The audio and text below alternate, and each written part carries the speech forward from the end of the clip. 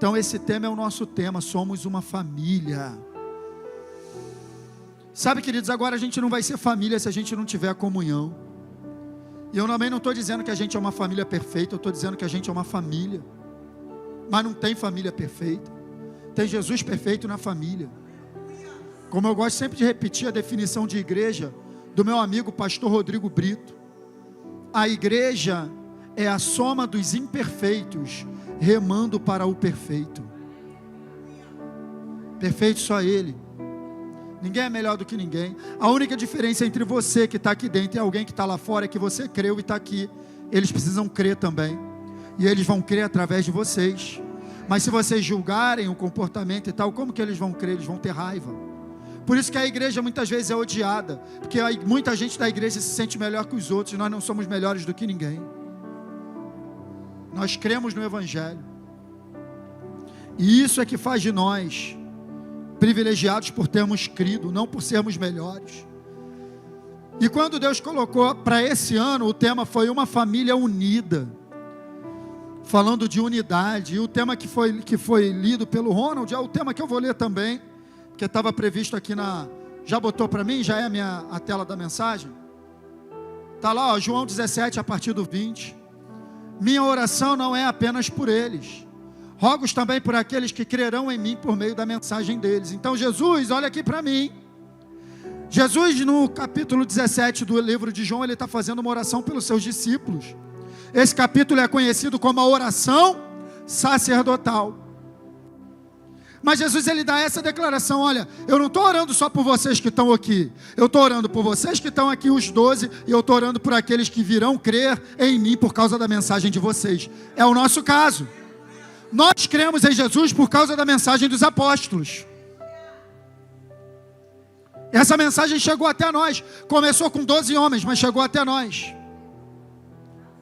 E aí no verso 21 ele diz: olha a oração que ele está fazendo: para que todos sejam um, Pai, como tu estás em mim e eu em ti. Ele está dizendo que a nossa unidade um com o outro tem que ser comparada à unidade de Deus com o Pai, de Jesus com o Pai. E foi falado aqui hoje de manhã pela pastora Natália. Não existe conflito na Trindade. Deus Pai, Deus Filho e Deus Espírito estão em perfeita harmonia. E nós também precisamos viver em perfeita harmonia. Como família de Deus. É isso que está sendo dito ali. Não significa que não teremos problemas de relacionamento. Porque somos imperfeitos. E num relacionamento com pessoas imperfeitas não pode ser perfeito. Estou dizendo para você que os problemas surgirão, mas a gente pode superar. Para o problema de relacionamento existem duas coisas para resolver: amor e perdão. Resolve tudo. Quem disse que quando um problema acontece o relacionamento tem que acabar? Através do amor e do perdão pode continuar. A perfeição não está em nunca ter problemas, a perfeição está em superar cada problema que aparece. Serve para o casamento, para o marido, para a mulher. Quantos anos de casado, pastor e pastora? 49 anos de casado. Vem aqui bater um papo com eles, pergunta se eles nunca tiveram problema. Pergunta se foi só love, só love. Pergunta se foi só love. Pergunta se ele nunca teve vontade de apertar o pescocinho dela. Mas vontade dá e passa. Aí, 49 anos de casado. Quer exemplo maior do que esse?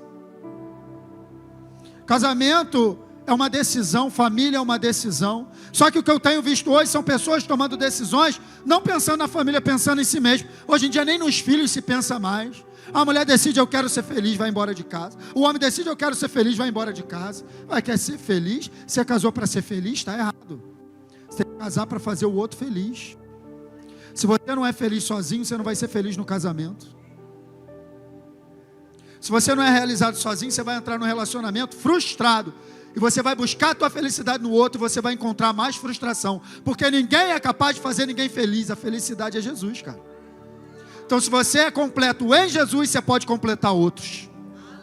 Então eu entro num casamento para completar o outro, não para ser completado. Eu estou na igreja para completar o meu irmão, não para esperar algo dele. A gente vai falar sobre isso essa noite. Então esse tema é muito forte, gente. Que eles também estejam em nós, para que o mundo creia que tu me enviaste. Isso é forte, hein? Porque Jesus está falando que através da unidade da igreja, o mundo vai crer em Jesus. Meu Deus. Para que eles sejam um e o mundo creia que tu me enviou.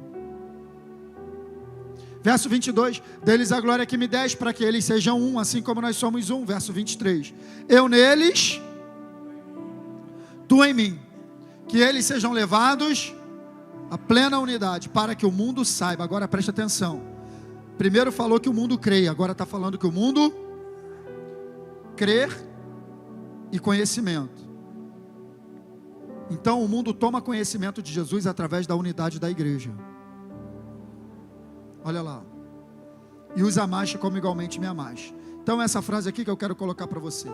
O maior testemunho de Jesus que podemos dar ao mundo é andar em plena unidade. Como família de Deus, como irmãos em Cristo Jesus. É muito feio quando o pessoal lá de fora e olha para cá, para dentro e vê desunião. O que eu vou fazer lá? Se eles mesmo lá dentro não se entendem, está um falando mal do outro, está um com rixa com o outro. Eu entro na igreja, eu sento de um lado, eu vejo primeiro, é o cristão estratégico, detetive. Ele entra na igreja e ele procura onde aquele irmão que ele tem problema está sentado. Ah, ela sentou lá, então vou sentar aqui. Aí está os dois de braço levantado adorando a Deus. Eu não entendo isso. Para que eles sejam levados à plena unidade. Então, queridos, eu quero falar de algo aqui essa noite, que o Espírito Santo trouxe ao meu coração, porque nós estamos num tempo crítico. Do ponto de vista da profecia bíblica, não falta mais nada para Jesus voltar.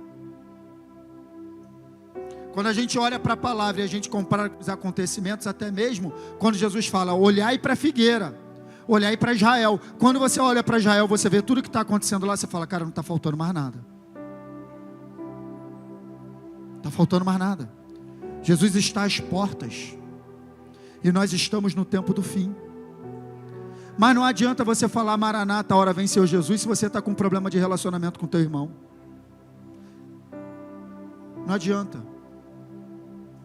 Não adianta. Não adianta. Não adianta, queridos, a gente está enganado. Isso é um assunto muito sério. Problema de relacionamento na igreja é um assunto sério. Se a gente está dentro da igreja, cara, e a gente está tendo problema de relacionamento sem resolver, a gente ainda não entendeu o evangelho. Porque ser cristão não é frequentar a igreja, ser cristão é o meu estilo de vida no dia a dia. É ouvir e praticar a palavra. Isso é tão sério, que a gente vai ver na Bíblia a palavra de Deus colocando Deus em primeiro lugar em tudo, sim ou não? Ele é o primeiro, é a nossa primícia, ele deve ser o primeiro, buscar em primeiro lugar o reino de Deus. Mas tem um lugar na Bíblia que ele se coloca em segundo lugar. Que isso, pastor? Isso é heresia. Não é heresia não. Eu vou te mostrar o lugar na Bíblia que Deus, ele se coloca em segundo. Sabe quando? Quando ele diz assim, ó, se você estiver vindo trazer a tua oferta ao altar, se você estiver vindo me adorar e se lembrar que está com problema de relacionamento, que teu irmão tem algo contra ti, vai lá primeiro. Deixa a tua oferta, não me adora não. Deixa a tua oferta, vai lá primeiro. Nesse caso eu fico em segundo. É para a gente parar para pensar, cara.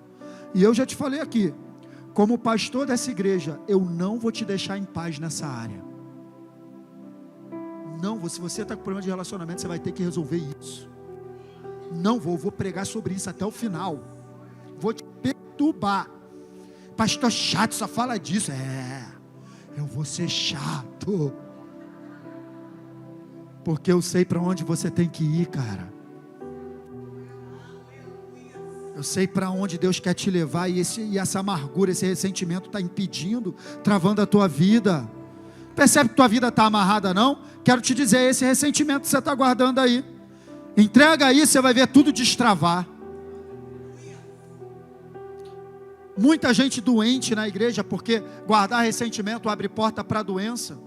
São as doenças psicossomáticas. Psico no grego significa alma. Soma no grego significa corpo. O que são doenças psicossomáticas? Doenças da alma que se desencadeiam no corpo.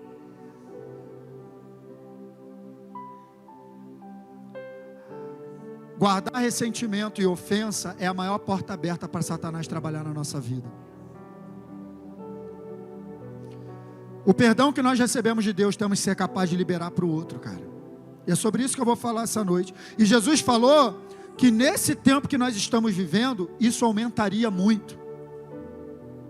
A ofensa, o ódio, a traição iria aumentar.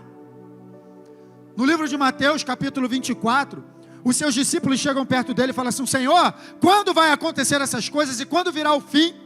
E aí Jesus começa a relacionar várias coisas que vão acontecer. Olha, cuidado que ninguém vos engane, vai acontecer isso, vai acontecer aquilo, vai acontecer aquilo, vai acontecer aquilo. E no versículo 10 do capítulo 24 de Mateus, ele fala um negócio interessante. Naquele tempo, muitos ficarão escandalizados, trairão e odiarão. Marca do fim dos tempos, as pessoas se odiando.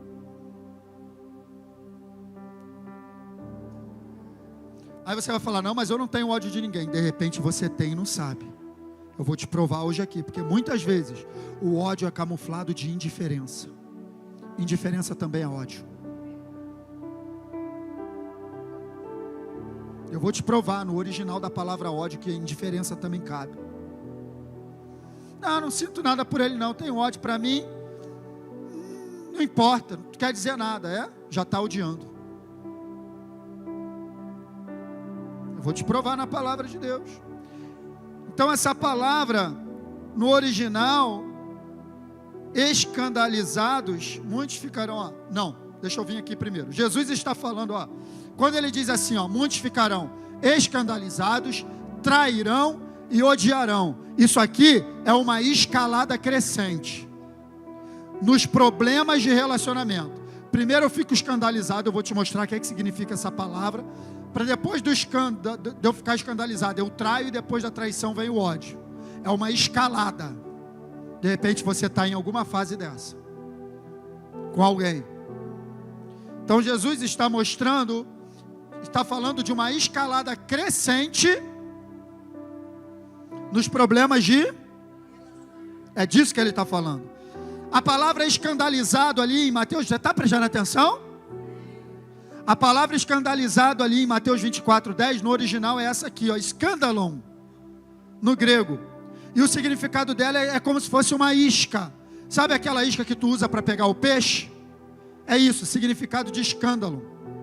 Então a Bíblia está dizendo que muitos serão fisgados pela isca. Geralmente uma armadilha, dá a ideia de uma armadilha, dá a ideia de uma pedra de tropeço, dá a ideia de uma ofensa. O que eu quero te dizer? Escândalo nada mais é que uma ofensa. E a ofensa é a isca do inferno para fisgar o cristão. Você fica ofendido, o inferno já te fisgou. Ele já te prendeu. É isso que a Bíblia está dizendo. Essa palavra aparece também em outro texto da Bíblia, e eu vou te mostrar que tem a ver com relacionamento. A mesma palavra escândalon aparece aqui em Lucas 17, quando Jesus está dizendo assim aos seus discípulos: é inevitável que venham ou seja, é inevitável que venham as ofensas, é inevitável que venham os problemas de relacionamento, é inevitável, mas ai do homem pelo qual eles vêm. Tanto que ele está falando de problema de relacionamento, que olha como é que ele continua o texto. Tomem cuidado. Se o seu irmão pecar, repreende. E se ele se arrepender, está falando de quê? Problema de relacionamento. Olha no verso 4.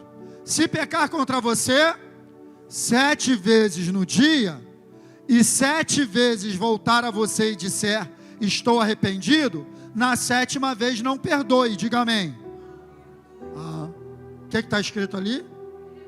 Perdoe. E Pedro ainda jogou essa para Jesus, né? Quantas ele achou que estava numa boa, porque falava de 7 vezes, né?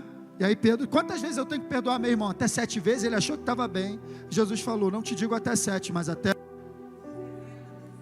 70 vezes 7 no dia. Preste atenção, queridos.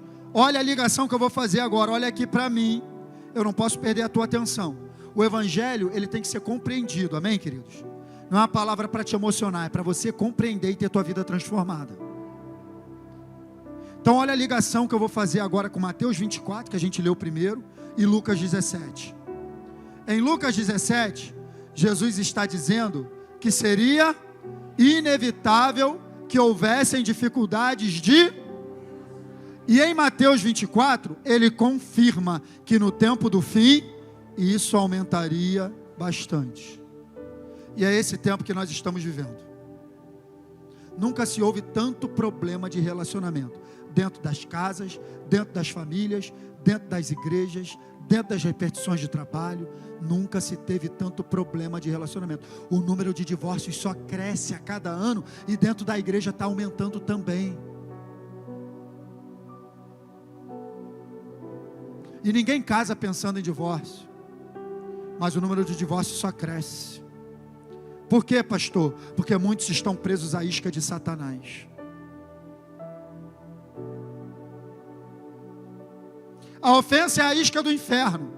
Então, agora eu vou parafrasear Mateus 24:10. Depois de eu te explicar o sentido da palavra, eu vou botar o versículo agora, parafraseando, não é o versículo. Que eu vou colocar agora, não tirei da Bíblia. Estou colocando uma paráfrase. Uma paráfrase. Naquele tempo, muitos ficarão ofendidos, trairão e odiarão uns aos outros. Como que é uma escalada? Eu me ofendo. A partir do momento que eu me ofendo com a Gabriele, então meu próximo passo agora é traí-la. O que é a traição? A raiz da ofensa me leva a, que consequentemente me levará a verdadeira traição é o rompimento definitivo do relacionamento. Então, quando a Gabriele me ofende, eu decido romper com ela, eu a traí, porque eu fui feito para me relacionar.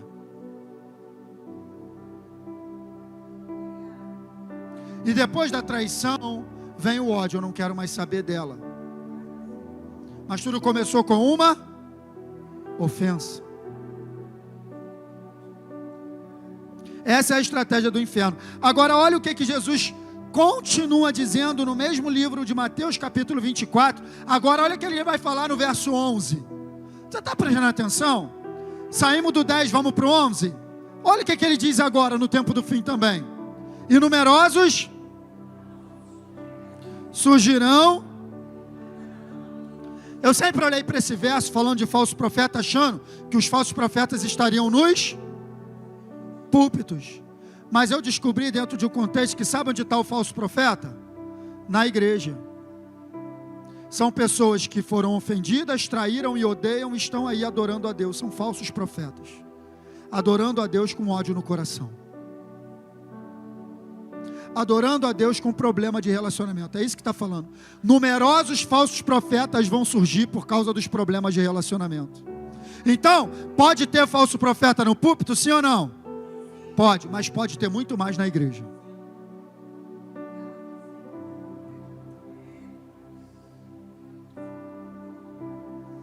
Pessoas adorando a Deus, mas não resolve por questões de relacionamento, sabe?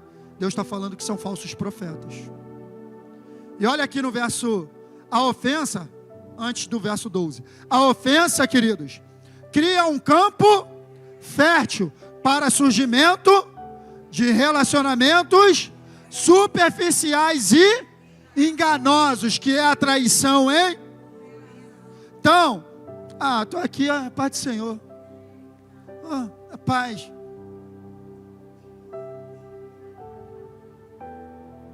Relacionamentos superficiais e mentirosos. Um campo fértil para falsos profetas.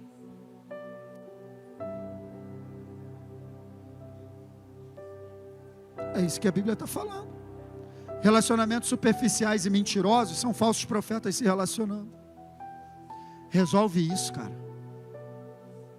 Resolve isso. Ah, pastor, mas aí eu vou ter que pedir perdão. Isso. Se humilha. Quebra esse orgulho.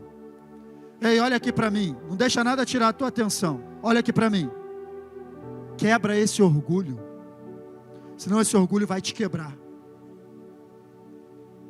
Maior problema do ser humano, sabe o que é? Olha aqui para mim, gente, por favor. Olha aqui, não perde atenção.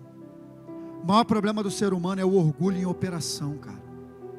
Aí o marido, uma semana sem falar com a mulher dentro de casa. Orgulho puro. A mulher, uma semana sem falar com o marido dentro de casa. Orgulho puro. Será que é difícil? Me perdoa. Eu te perdoo. 2 anos sem falar com o pai. 1 ano sem falar com o irmão. Meu Deus. Falso profeta, gente. Nunca vi mãe odiando filho, sendo indiferente. Filho odiando mãe. Sabe, queridos, a ofensa, ela cria esse campo fértil. E hoje em dia nós estamos vivendo uma geração que se ofende muito fácil. Qualquer coisa é ofensa. Eu vou te explicar aqui está ligado a ofensa. A ofensa está ligada à expectativa. Se eu espero alguma coisa da pastora e ela não me corresponde, já fiquei ofendido. Então não tem a ver com ela, tem a ver com a expectativa que eu coloco. Ofensa é isso. Eu vou te provar isso mais para frente. Vamos lá, você está comigo? O ódio geralmente é caracterizado por um sentimento mas pode ser camuflado pela indiferença. Ah, eu não odeio ninguém não, pastor. É mesmo, mas eu sou indiferente, já é o ódio em operação. E agora olha o que ele vai dizer no verso 12. Você está comigo? Nós estamos em Mateus 24, você está comigo? Olha o verso 12. E por se multiplicará, o amor se esfriará. Não é de muitos não, na versão de Almeida está assim, ó, de quase todos. Gente, isso é sério. O amor ágape.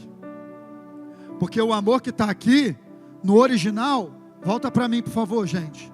Me deixa na mão não nesse momento. O amor que está aqui no original é ágape, é o amor de Deus. Está dizendo que o amor de Deus vai se esfriar de quase todos. Gente, isso é sério, porque quem somos nós sem o amor de Deus? Então, se vai se esfriar de quase todos, eu que tenho que me qualificar para que esse amor não esfrie na minha vida.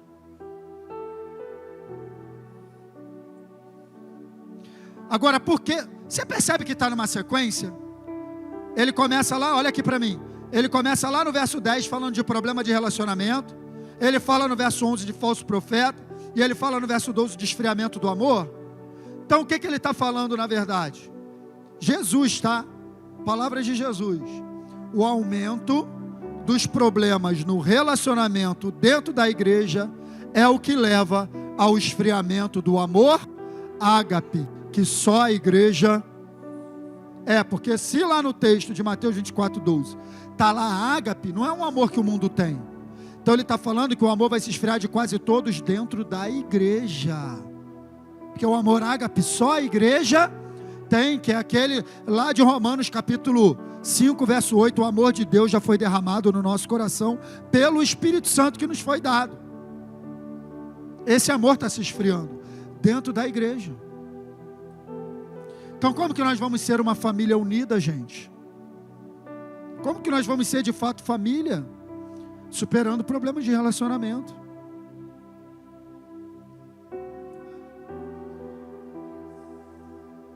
Aí vem uma palavra de ânimo para mim e para a tua vida. Diga amém.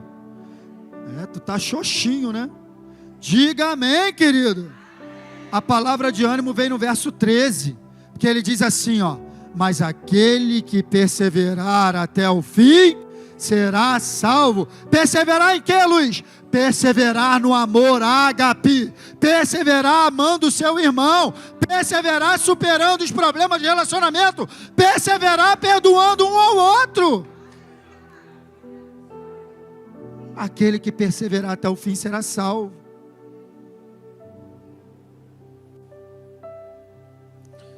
A unidade da igreja é a maior arma contra o diabo. Ó quão bom e quão suave é, agradável, que os irmãos vivam em união, em unidade. É como óleo precioso que desce sobre a cabeça e escorre pela barba, a túnica de Arão. É ali onde o Senhor ordena a bênção e a vida para sempre. A unidade da igreja é tudo que nós temos, queridos. Nós não podemos ser uma igreja dividida, porque um reino dividido contra si mesmo não prospera.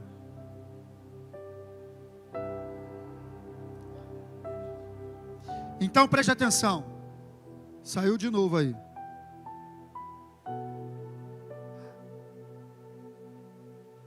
Aí. A questão não é se a ofensa virá ou não. A questão é como eu me comporto frente a... É isso. Aí eu posso te fazer uma pergunta. Ficar ofendido é um sentimento ou uma decisão? Para pensar. Só quero te botar para pensar. Será que realmente não tem outro jeito de você abordar essa situação que aconteceu, de maneira que você não fique ofendido? Porque quando a gente julga o que a gente faz com os outros, a gente diz assim, eu não tive a intenção. Mas quando a gente julga o que os outros fazem com a gente quer julgar a ação.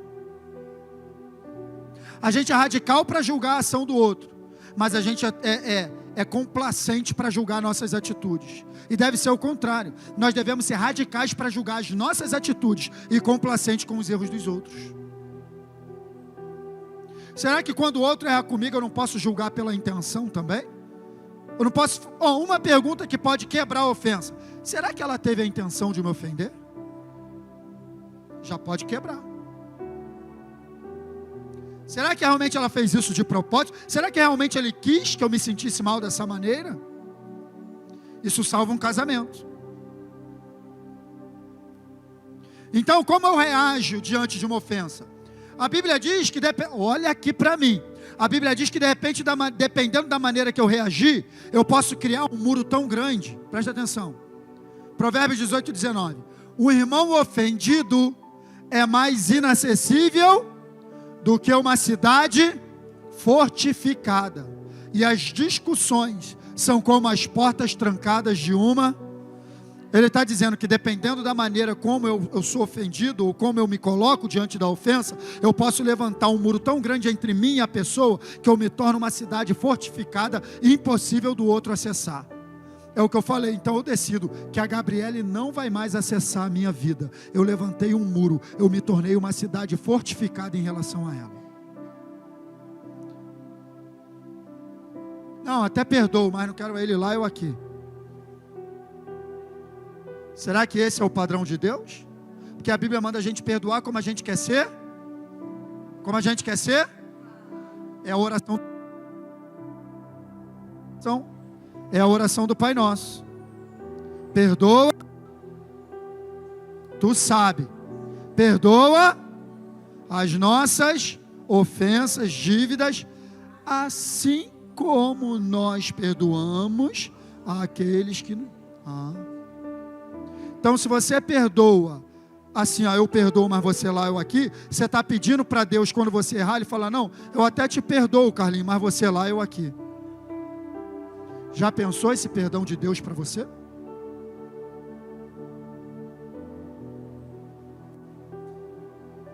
Se é esse perdão que você quer receber de Deus, então dá esse perdão para os outros.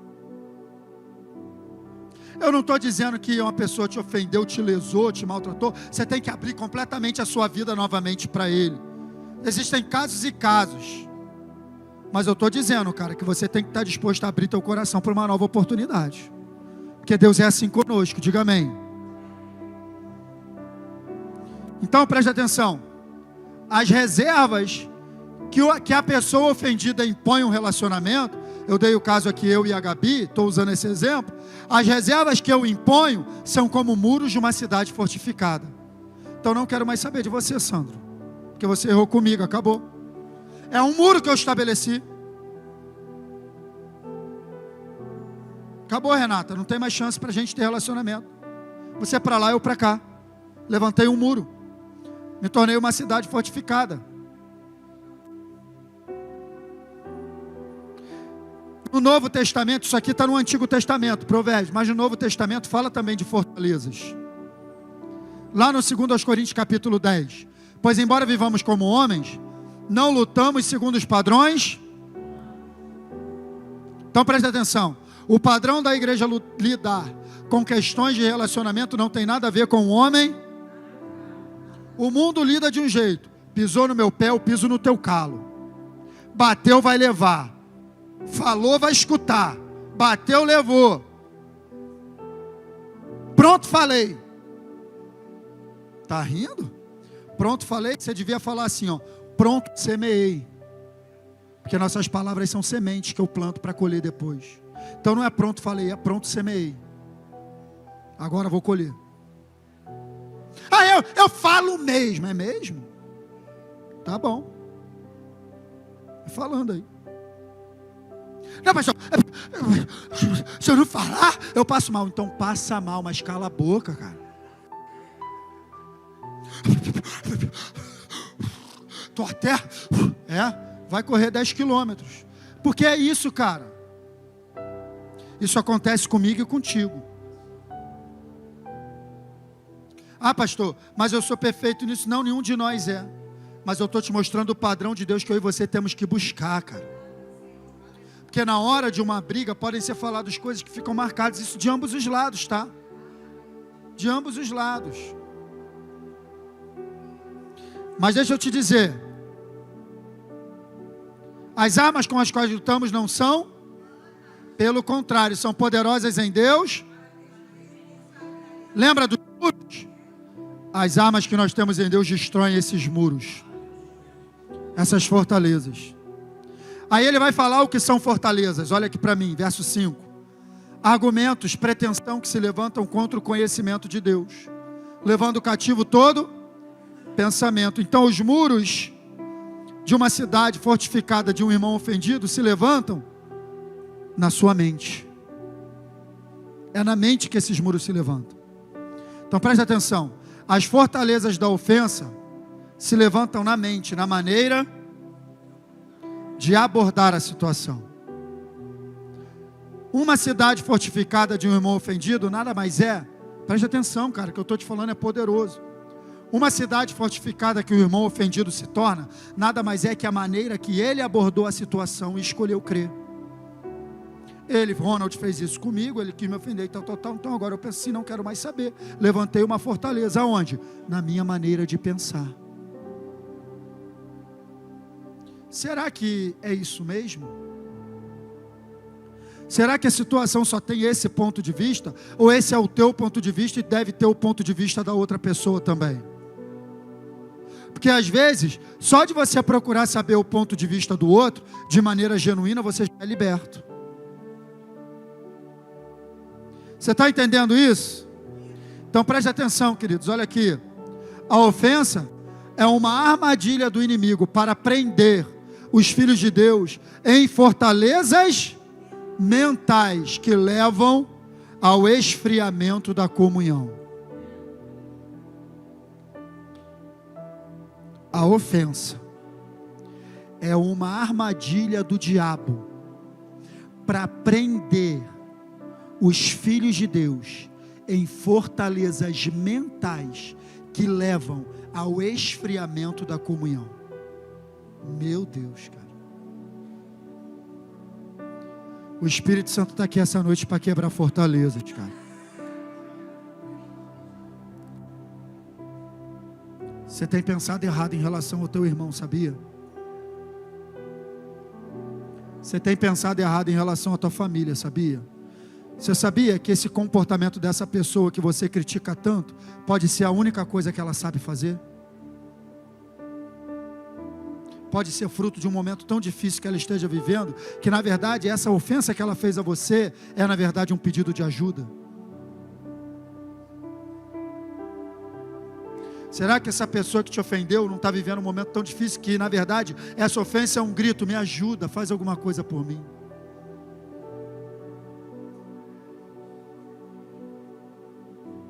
Será que a gente não pode enxergar dessa maneira, gente? Será que a gente não pode... Ronald falou aqui de corpo. Você sabia que o teu corpo cura o teu próprio corpo? Você sabia que no momento que uma ferida é aberta no teu corpo, imediatamente o teu corpo começa a trabalhar todo ele para poder curar aquela ferida? Enviar para lá, é assim ou não é, enfermeira? Enviar para lá nutrientes, sangue, concentra na região, sangue novo, nutriente, daqui a pouco vai criando um casca, daqui a pouco todo o corpo está trabalhando ali para curar aquela ferida. Mas a igreja, infelizmente, é um corpo que está se mutilando a si mesmo. A igreja é um exército que está se matando um ao outro, porque quando o irmão erra, ao invés da gente ajudar, a gente acusa, a gente aponta, a gente julga. Eu já te sugeri a leitura desse livro aqui, hoje eu trouxe ele para te mostrar. A Batalha Final de Rick Joyner. E ele tem uma visão, cara, da batalha final entre o exército de Deus e o exército das trevas. E como militar eu sei muito bem que um exército despreparado é a pior coisa que existe. Um combatente despreparado, ele não mata só ele mesmo, ele mata ele e quem está dependendo dele na guerra. Porque na guerra é um pelo outro. Eu protejo tua retaguarda e você protege a minha. A menor unidade tática é uma dupla tática, ninguém atua sozinho. Porque as minhas costas têm que ter olho, mas eu não consigo ver, mas o meu amigo consegue olhar minhas costas, e eu estou olhando as costas dele. Agora, se eu mato meu irmão com fogo amigo, o que será do meu exército? O que será de mim, gente? E a visão que esse homem tem, ele vê um exército das trevas, muito bem organizado, muito bem compartimentado, preparado para o combate contra o exército de Deus, e ele vê um exército de Deus completamente despreparado, matando um ao outro, com raízes de ofensa e amargura, falta de perdão, problema de relacionamento e faltando peças da armadura.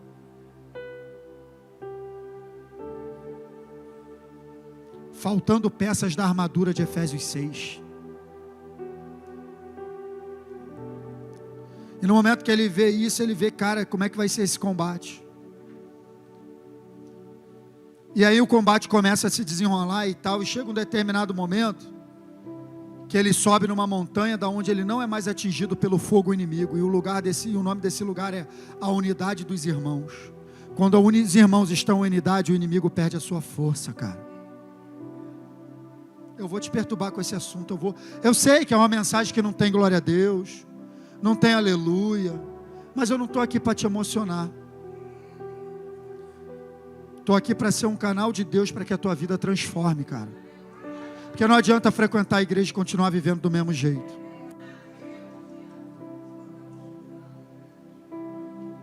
Eu tenho um compromisso com a tua vida, eu vou responder pela tua vida.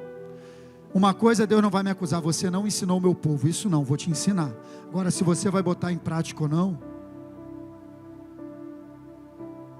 Eu estava assistindo um testemunho na verdade eu não assisti o testemunho, eu ouvi de um pastor, amigo meu, acho que foi o pastor, nessa viagem que eu fiz com o pastor Hélio agora, ele me contou o testemunho de um pastor que ele viu. Cara, o pastor, ele ensinava alguns fundamentos da Bíblia errado para a igreja. Ele ensinava algumas coisas erradas, sabe?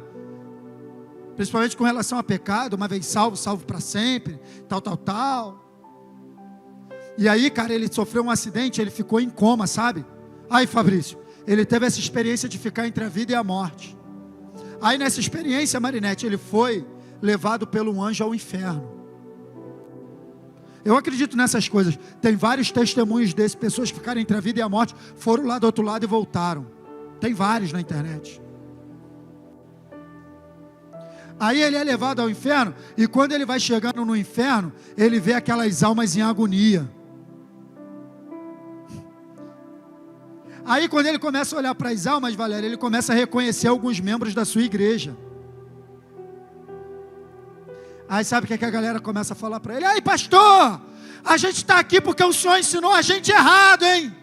A gente veio parar aqui porque o senhor ensinou a gente. Olha onde a gente está aqui, porque o senhor não ensinou a gente direito, porque o senhor não falou o que tinha que falar, o senhor não falou o que a gente queria escutar, o senhor só falou para agradar a gente. Olha onde a gente veio parar. Eu não vou ser esse, cara. Eu vou te confrontar.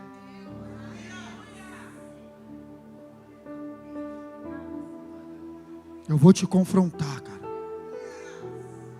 A mensagem do pastor Luiz não é boa, não. É essa, cara. Que a tua vida está na minha conta. No momento que eu assumi essa missão aqui, tá eu e Ronald aí, pastor Valdemir, a gente vai responder por vidas, cara. Diante de Deus. A Bíblia diz assim, ó: não sejam muitos de vós mestres, sabendo que os mestres serão cobrados com maior rigor.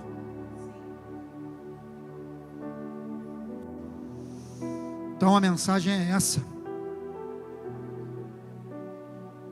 Então, queridos, olha, o próprio Deus nos muniu com armas poderosas que nos capacitam a agir segundo os padrões estabelecidos por Ele. Aleluia. Sabe o que é o bom do Evangelho? É que Deus, Ele pede um padrão de vida para você que Ele te ajuda a alcançar. Você não está sozinho nessa. Você não tem que mudar a si mesmo. Você não tem que fazer tudo certo na força do teu braço, porque ninguém é capaz. Você tem que se entregar a um relacionamento com Ele e ser transformado por esse relacionamento, e tua vida vai acertando pouco a pouco. Eu não acredito em mudança do dia para a noite, porque toda mudança que acontece do dia para a noite só dura do dia para a noite. Eu acredito em mudança devagar, paulatina, pouco a pouco, gradual. Essa mudança que fica de dentro para fora. Não é vir para a igreja mudar a maneira de se vestir, mudar a maneira de falar, começar a falar evangeliquez. E aí, vaso? Fala aí, varão. Estou na benção? Glória a Deus, aleluia, amém. Não, não é isso. Não é mudar a maneira de falar, não. É mudar a maneira de pensar. É a mudança de dentro para fora. Quem está entendendo, gente? O próprio Espírito Santo habitando em você te ajuda, cara. Pastor, mas eu não consigo perdoar. Consegue sim, o Espírito Santo te ajuda. Pastor, mas eu não consigo. Consegue sim. Pastor, mas eu não consigo resistir. Consegue sim. Você tem pedido ajuda ao Espírito Santo? Ah, pastor, às vezes eu esqueço de pedir. Ah, então por isso você não está conseguindo. Porque a mesma oração que ensina a gente a pedir o pão de cada dia, ensina a gente a pedir o livramento da tentação também de cada dia. O pão nosso de cada dia, livrai-nos, não nos deixe, mas livra-nos do mal. Então na mesma oração que você pede o pão, você tem que pedir livramento da tentação.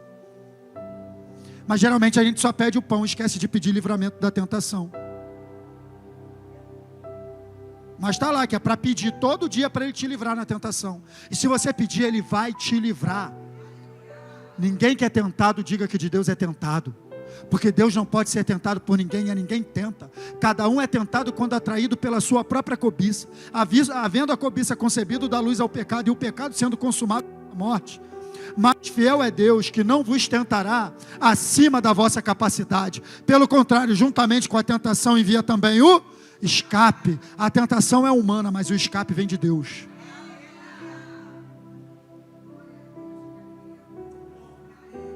A tentação é humana, mas o escape vem de Deus. É só você pedir ajuda que Ele te livra.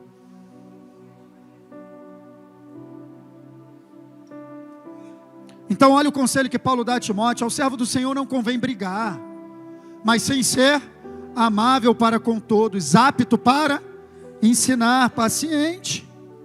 Deve corrigir com mansidão os que se lhe opõem, na esperança de que Deus lhes conceda o levando-os ao... Prestou atenção como a ofensa é uma armadilha do diabo? Olha aqui agora. Para que assim voltem à sobriedade e escapem da armadilha do diabo, que os aprisionou para fazerem. A ofensa é uma armadilha que o diabo te prende para fazer você a vontade, para você fazer a vontade dele, que é odiar seu irmão. A ofensa é uma armadilha do diabo para te prender, para você fazer a vontade dele, que é odiar o seu irmão.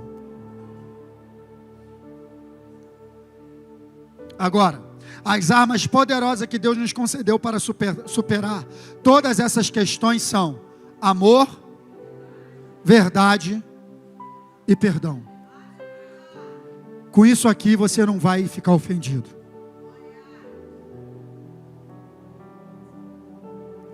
Em um tempo de muita dificuldade nos relacionamentos, a igreja de Jesus precisa ser exemplo nessa área.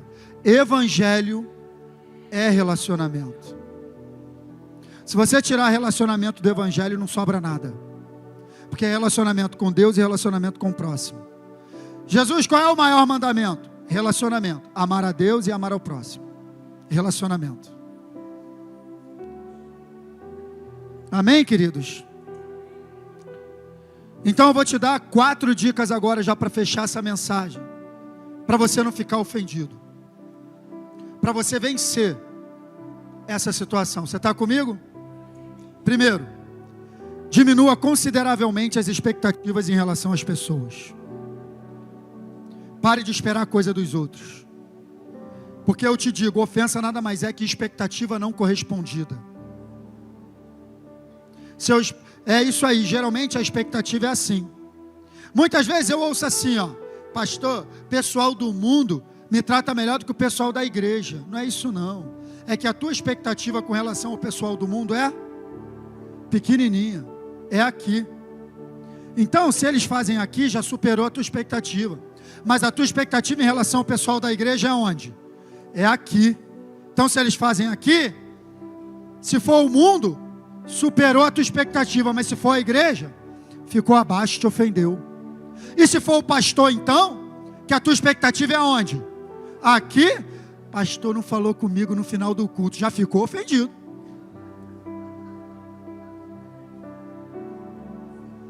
Porque a expectativa, quer ver eu te provar a expectativa? Hoje, pensa comigo agora. Hoje é dia do teu aniversário. Aí você vai trabalhar. Chega lá, tem aquele colega de trabalho que mal fala contigo, não te dá muito bem, mas aí por algum motivo ele te dá o quê? Um chocolate. Poxa, Ronald, um amigo, fiquei sabendo que é teu aniversário hoje, cara. Comprei um chocolate para você. Ronald estava esperando? Como é que é a reação do Ronald? Caramba! Poxa, meu amigo, obrigado, cara. Poxa, que atitude boa, legal, que maravilha, você me deu um bombom no meu aniversário. Poxa, muito obrigado, chore tudo. Não esperava. Aí tu vai para casa. Chega em casa o maridão. Teu aniversário. Aí o maridão vai lá na caixa de bombom. Pega uma caixa de bombom. Amor, teu presente de aniversário. Comprei para você, hoje é seu aniversário. Como é que é a tua reação?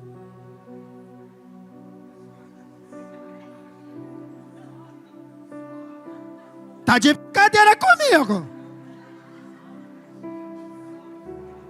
Uma caixa de bombom, tu não é nem maluco. Peraí. Mas o colega do trabalho deu um bombom e você ficou feliz. Ele te deu uma caixa. A expectativa era muito alta. Você ficou ofendido porque ele não correspondeu à tua expectativa. Então a ofensa não tem a ver com a atitude dele, tem a ver com a expectativa nossa.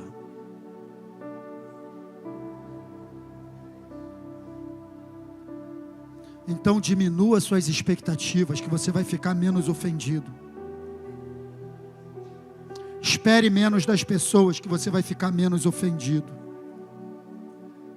Faça mais sem esperar em troca, que você vai ficar menos ofendido. Você está comigo, sim ou não? Vamos para o segundo passo?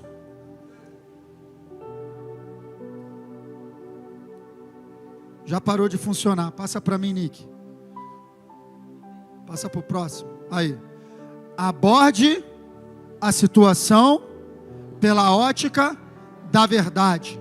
assuma o controle dos seus pensamentos. Preste atenção. Quando uma situação de crise acontece, você é ofendido, primeira coisa que acontece, seus pensamentos querem assumir o controle. Começa a vir, fala isso. Ela não poderia ter falado isso. Fala isso para ela. Fala isso para ele. Responde dessa maneira. Fala isso, não deixa barato não. Teus pensamentos vão Porque Satanás, ele é assim, ele começa. Ela não poderia ter feito isso. Você não merece isso. Olha como você é linda. Ele falou isso para você. Olha como você é bom. Ela falou, porque Satanás, ele fala sempre que a gente é bom. E a gente não é bom não, mas ele fala que a gente é bom.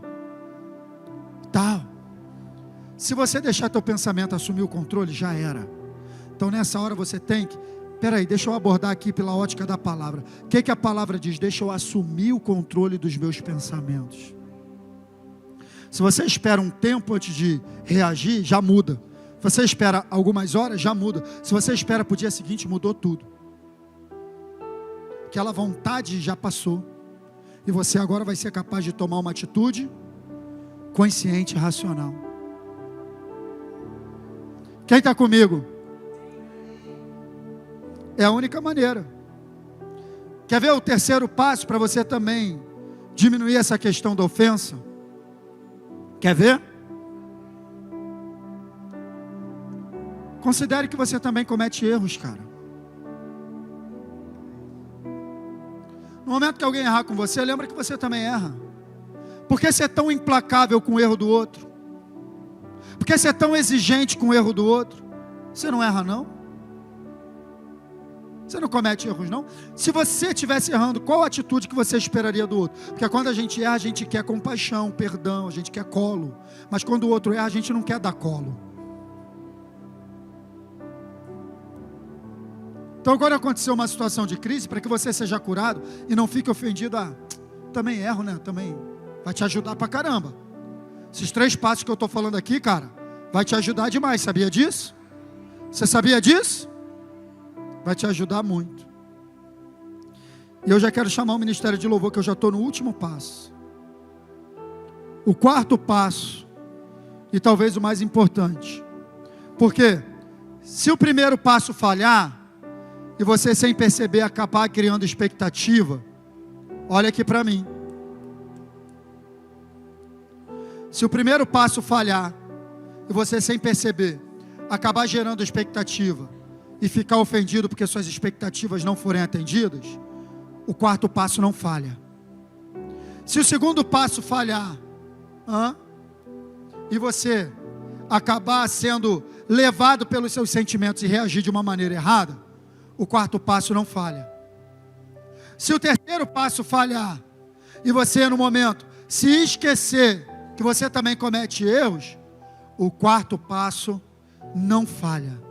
Se você falhar no primeiro passo, no 2º passo, no 3º passo, o 4º passo te salva de tudo e restaura tudo. Sabe qual é o 4º passo? Bota para mim, por favor, que já parou de novo, gente, me ajuda. Bota para mim, Nicolas, passa. Libere sempre. O perdão não falha. O perdão não falha. O perdão não falha. O perdão não falha.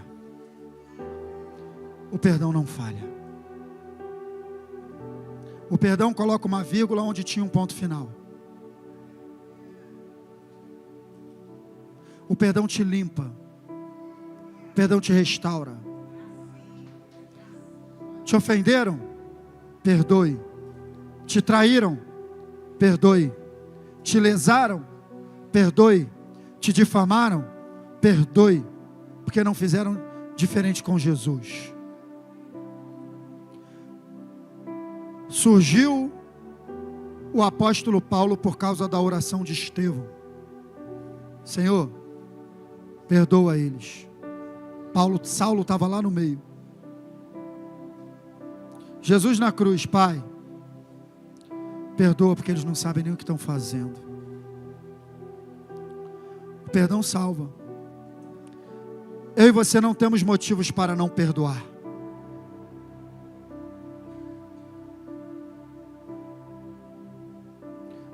Numa dessas conversas com o pastor Elinho nessa viagem, ele me contou um outro testemunho que ele assistiu de um pastor lá de fora, que teve também uma experiência. Ele estava com um problema com a esposa, pastor com problema com a esposa, estavam brigados já há algum tempo, e ele não liberava perdão, e ele também ficou entre a vida e a morte, teve essa experiência de lá do outro lado, e ele teve a experiência de morrer e começar a descer,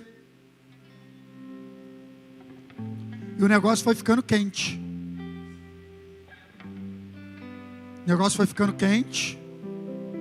foi ficando mais quente, ele está descendo, ele, meu Deus, eu sou pastor, estou entendendo, isso aqui não é o meu lugar, não, isso aqui não é o meu lugar, o negócio foi ficando quente, e ele chega no inferno, e aí chega alguém do lado dele, ele está, isso aqui não é o meu lugar, e alguém chega e fala assim, aqui é o teu lugar sim, você não gosta de perdoar, você não gosta de liberar perdão, aqui é o lugar de todo mundo que não gosta de liberar perdão. Você não está com problema com a tua esposa? Aqui é o teu lugar.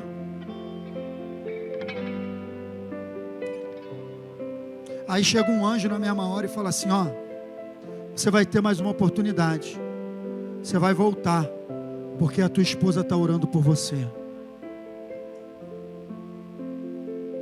E a esposa que ele estava com problema, estava de joelho dobrado por ele, e ele volta do coma, e ele tem a oportunidade de restaurar o seu relacionamento. Jesus, cara, quando ele conta a parábola do credor incompassivo, ele está falando algo sério, porque ele está dizendo de alguém que teve o seu perdão concedido pelo Senhor, tinha uma dívida enorme, impagável, e o Senhor perdoa a sua dívida, e ele sai dali, e ele é incapaz de perdoar o seu conservo, que tinha uma dívida muito menor do que a dele, foi perdoada. E aí nesse momento o Senhor chama ele e retira o perdão que tinha concedido, gente. Cara, Jesus está querendo falar para a gente que quando a gente não perdoa, o perdão de Deus na nossa vida é comprometido. E o que somos nós sem o perdão de Deus? Nós vamos para o inferno. Então esse negócio de guardar ressentimento, cara, tem que acabar. Você pode, pastor, mas os meus motivos, não tem motivo. Não tem motivo para não perdoar. Não tem motivo, cara, para não andar novamente. Não tem motivo, gente. Eu tenho falado muito isso aqui na igreja. Resolva seus problemas de relacionamento com seus irmãos hoje. Não deixe mais uma noite passar. Não deixe mais uma semana passar. Somos uma família unida. Somos a família de Deus, queridos. Eu quero passar um vídeo para você. Vou pedir para que diminua as luzes aí. Eu quero que você preste atenção nesse vídeo. Olha aqui para mim. Calma aí, aguenta um pouco. Uma policial matou um negro por engano nos Estados Unidos. Ela foi condenada, e foi considerado inclusive racismo esse crime, porque ela, levada pela emoção, desconfiou do cara simplesmente porque o cara era negro, e matou ele mesmo. E ela foi levada a julgamento. Isso, vai preparando aí, deixa pausado aí. Está em inglês, você vai ter que ler a legenda, mas se esforça para ler aí que vai valer a pena. Ó, ela é levada a julgamento. E quando ela é levada a julgamento, o irmão mais novo desse rapaz que ela matou é chamado para dar o seu depoimento. Só que o irmão mais novo do morto é um cristão, é um servo de Deus. E quando ele é chamado para dar o seu depoimento em relação à policial, o que ele gostaria que acontecesse com ela? Olha as palavras dele. Pode soltar o vídeo, por favor, apaga a luz.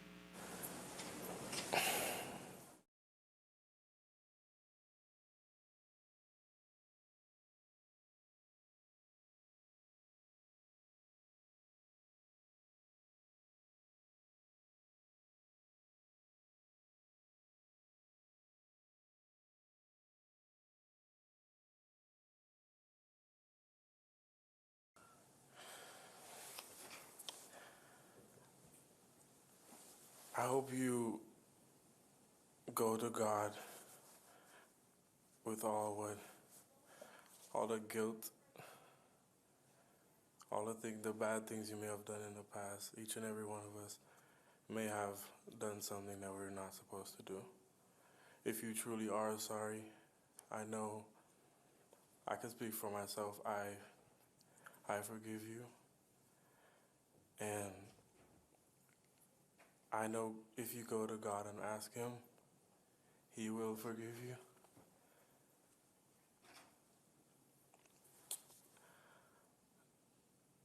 And I don't think anyone could say it. Again, I'm speaking for myself, not even bad for my family. But I love you just like anyone else. And I'm not going to say I hope you rot and die just like my brother did, but I personally want the best for you. And I wasn't gonna ever say this in front of my family or anyone, but I don't even want you to go to jail. I want the best for you. Because I know that's exactly what both of them would want you to do. And the best would be give your life to Christ. I'm not going to say anything else. I think giving your life to Christ would be the best thing that both of them would want you to do. Again, I love you as a person.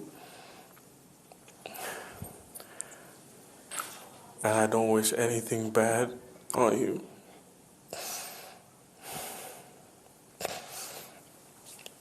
I don't know if this is possible, but can I give her a hug, please? Please? Yes.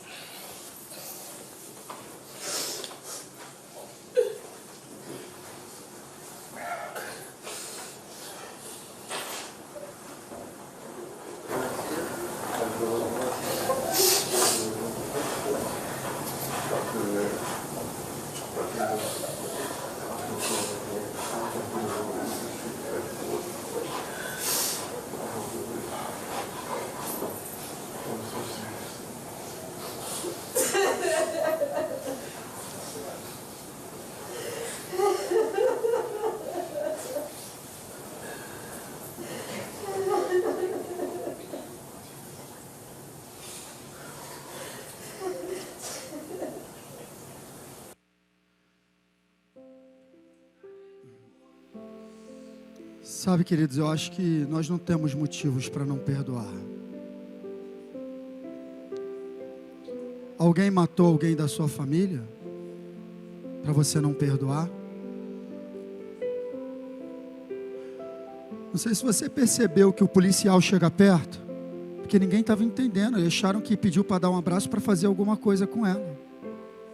Vocês viram a juíza chorando? Um cristão dando testemunho diante do mundo, cara. Simplesmente porque ele foi capaz de perdoar. Não tem mais como adiar essa questão. Não tem mais como viver com esse ressentimento.